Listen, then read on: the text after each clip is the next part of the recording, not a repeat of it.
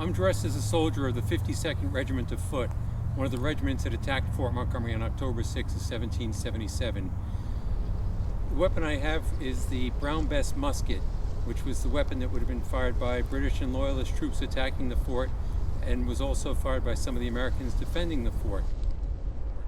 Some of the Americans also had a musket called the French Charleville musket, given by France, which is interesting in that France was not yet officially allied with the American cause, but they had started shipping weapons overseas starting in 1777. Whether the weapon was French, English, German, what have you, they all operated on the same principle. They were all smoothbore, flintlock muskets, which meant you had a steel plate called a frizzen, a flint, sharp stone held in the jaws right here, and between the flint and the frizzen, there was a oval pan with a hole drilled into the barrel. The barrel is a long steel tube on the gun. When the soldier placed powder here, he would place a little bit of gunpowder here and then shut the frizzen to hold that powder in place, pour the rest of the powder down the muzzle along with the musket ball.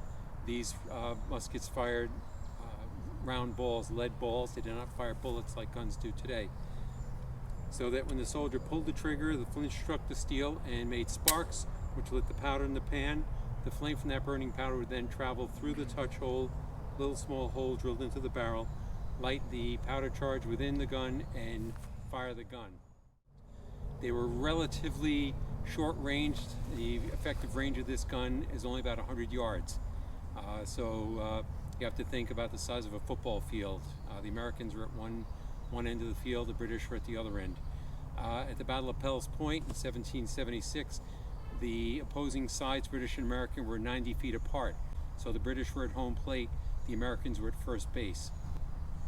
These guns also were fairly reliable in the weather, but they could be affected by rain or drizzle, not making the sparks hard to light. What I'm going to do is show you how this gun was fired in battle. Prime man, load.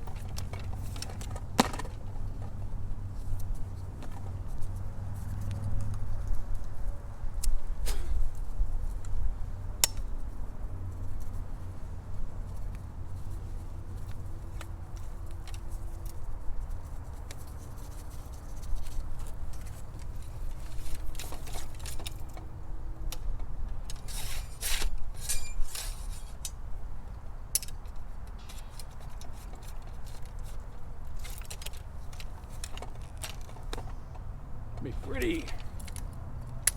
Present. Hi.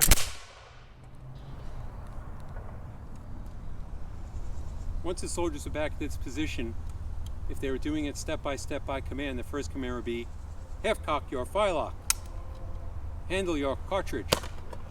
Sure.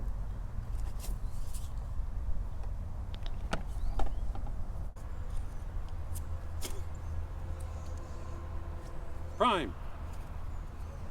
Shut your pan. Charge with cartridge. Draw your rammer. Ram down charge.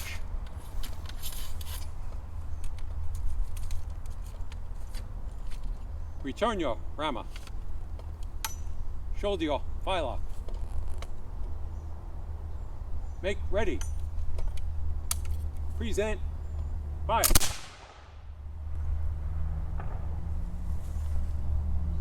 Shoulder your firelock. To clear the enemy from the battlefield, after a few volleys, once you saw, or your commander saw, that the enemy was in disarray, their officers were wounded, some of the men were wounded, some of the men were killed, the command would be given to fix your bayonets. Bayonet being a long, pointed knife, turning this into a large stabbing weapon. The command would then be to the front, march, march, march, charge your bayonets, huzzah!